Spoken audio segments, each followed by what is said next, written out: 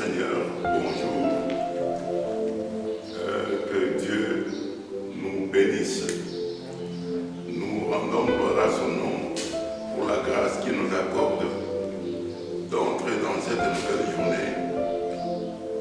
journée dominicale où nous sommes appelés à nous réunir en tout lieu où nous nous retrouverons en train de l'adorer, lui, le roi des rois. Nous sommes en train de passer avec vous un temps, comme il est déclaré dans la Bible. Il y a un temps pour chaque chose.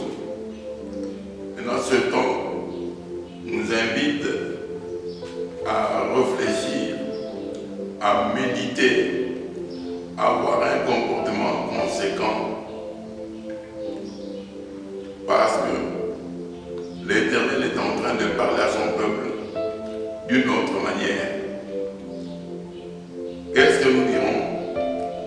Nous préférons que la parole de Dieu elle-même nous enseigne. Parce que elle nous dit d'emblée, mon peuple périt parce qu'il lui manque la connaissance. Il y a connaître Dieu et connaître sa parole. On peut peut-être connaître sa parole, mais ne pas faire cas de cette parole. Mais connaître Dieu sera encore plus mieux et savoir comment évoluer avec lui.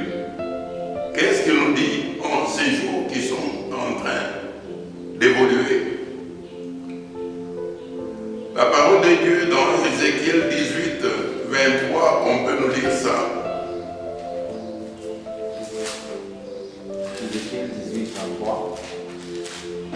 Ézéchiel 18, 23.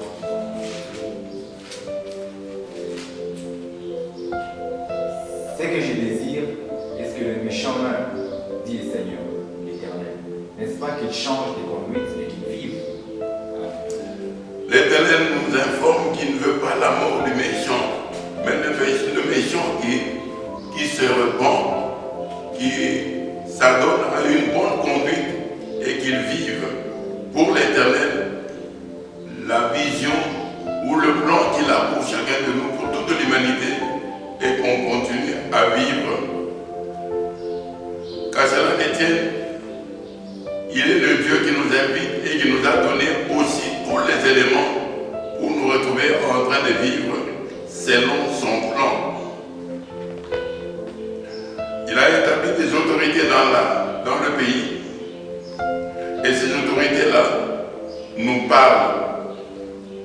La parole de Dieu nous invite à honorer, à respecter l'autorité établie. Mais avant qu'on en arrive aux autorités établies, lui-même Dieu nous a donné et nous donne jour pour jour des leçons. Nous allons commencer aujourd'hui par la première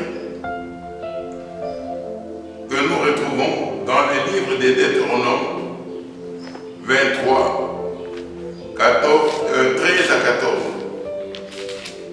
Deutéronome 23, 13 à 14, nous disons au nom de Jésus. Tu auras parmi ton bagage un instrument dont tu te serviras pour faire un creux et recouvrir tes excréments quand tu voudras aller dehors. 14. Car l'Éternel, ton Dieu, marche au milieu de ton camp pour te protéger et pour livrer tes amis devant toi. Ton camp devra donc être saint, afin que l'Éternel ne voie chez toi rien d'impur et qu'il ne se détourne point de toi. L'autorité est en train de nous inviter à pratiquer, à vivre et à mettre sur pied toutes les conditions d'hygiène. Or que c'est Dieu qui fut la première personne à enseigner l'hygiène. Qu'est-ce que l'Éternel dit aux enfants d'Israël? Ils ont quitté l'Égypte. Toutes les structures étaient sur place. Maintenant, se retrouvant dans le désert, il leur dira, avant de sortir de l'Égypte, ayez chacun de vous un outil, c'est-à-dire un petit ou sous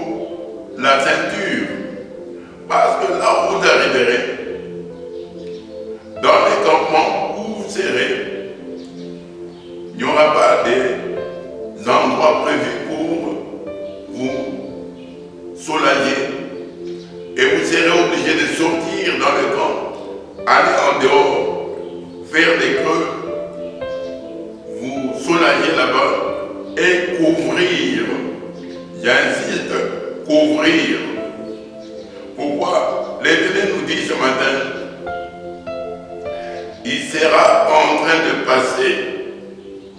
Il passe partout où le peuple se retrouve. Il passe pour les protéger. Il passe pour les garder. Il passe pour vivre avec eux. D'où c'est un Dieu saint, saint, saint. Un Dieu qui n'aurait en aucun cas accepté que les conditions d'hygiène ne soient pas réunies. Ainsi, il nous a invités depuis les temps anciens à vivre et à réunir ces conditions d'hygiène. Aujourd'hui, on nous parle de laver les mains.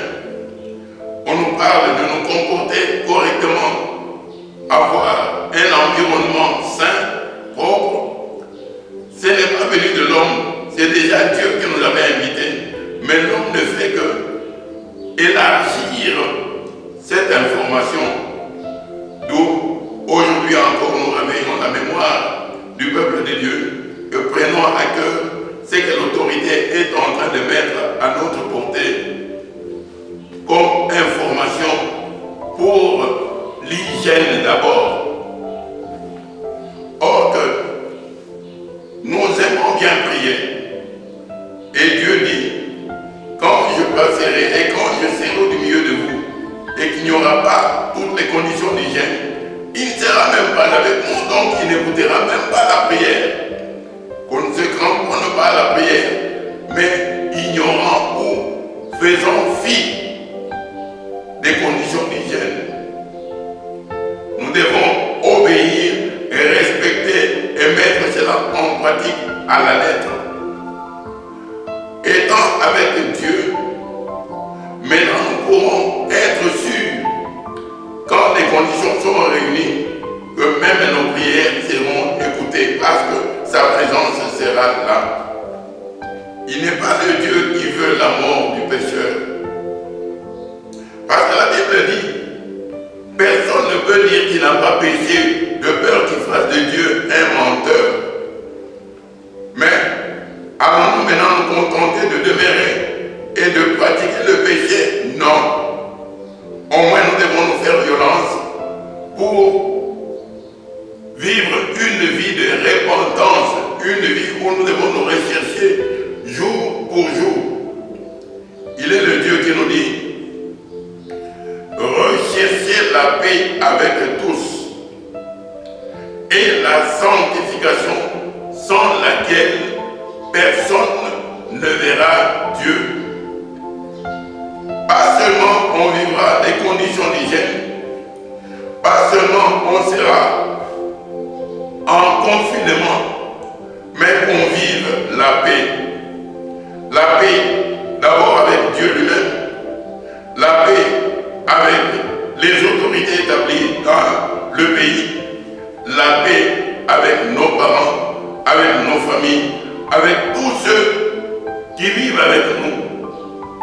C'est une des périodes où chacun de nous est invité à rentrer en soi. Ai-je des problèmes avec quelqu'un?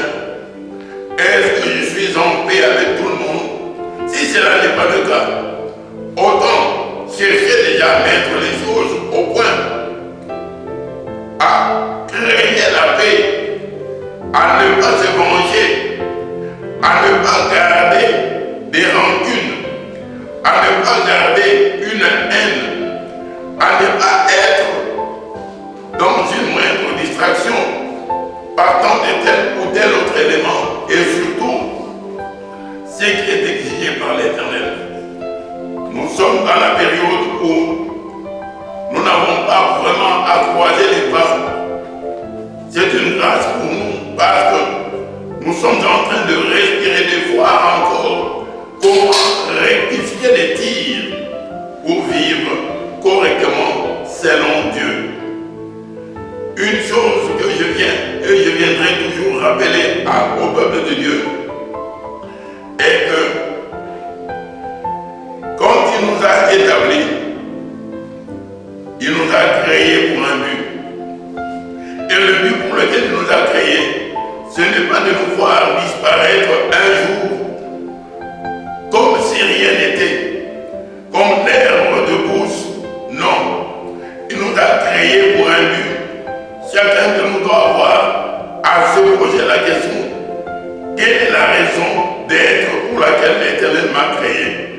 Et connaissant cette raison d'être, en premier lieu, de lui être favorable, agréable et d'être à son service.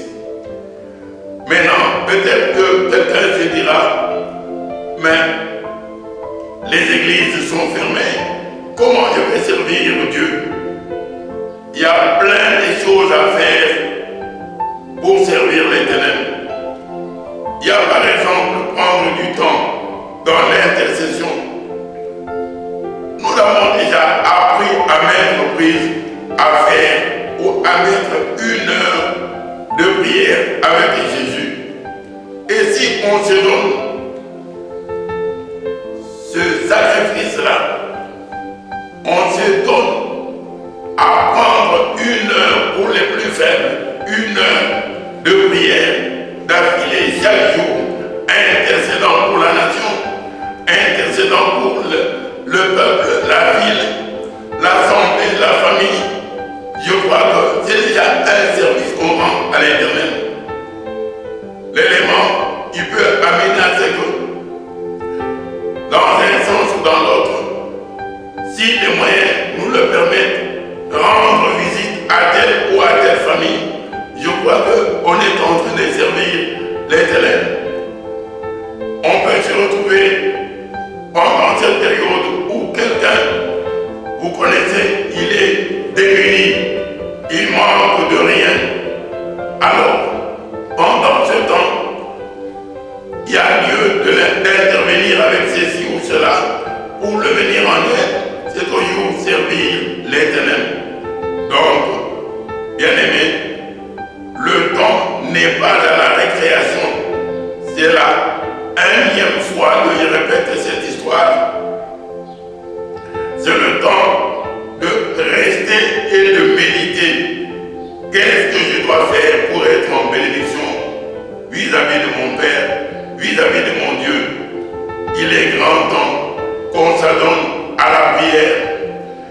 La Bible nous dit dans Jérémie chapitre 5, le 1er verset. Jérémie chapitre 5, le 1er verset, nous lisons en Jésus. Parcourez les rues de Jérusalem, regardez, informez-vous, cherchez dans les places s'il se trouve un homme, s'il y en a un qui pratique la justice, qui s'attache à la vérité, et je pardonne à Jérusalem. Le Dieu que nous servons, il est le même hier, aujourd'hui et éternellement. Le Dieu qui hier a tenu à ce que les conditions d'hygiène soient réunies, il est le même aujourd'hui aussi. On aurait appris qu'il y a des gens qui vont dans des montagnes, dans des endroits qu'on appelle Django, où je peux sais encore, pour chercher à élever la prière. Un élément à ne pas perdre de vue. Est-ce que sous ces montagnes-là, les conditions d'hygiène sont réunies? Dans ces Django-là, les conditions d'hygiène sont-ils réunies? Est-ce que si ces conditions ne sont pas réunies, Dieu, il a changé pour qu'il vienne accepter les prières venant de n'importe où, de n'importe comment? Et qu'est-ce qu'il nous dit? Il dit, descendez dans les rues de Jérusalem. Aujourd'hui, dans nos rues, dans notre pays, dans nos provinces, nos villes, nos quartiers, descendez. Il envoie des messagers, descendez. Voyez, renseignez-vous. S'il arrive que vous trouvez une seule personne, et cette personne qui s'adonne à craindre l'Éternel, à vivre l'honnêteté, à vivre la droiture, à vivre l'intégrité, partant de cet homme seulement, une seule personne peut amener à cette notre assemblée, notre ville, notre province, notre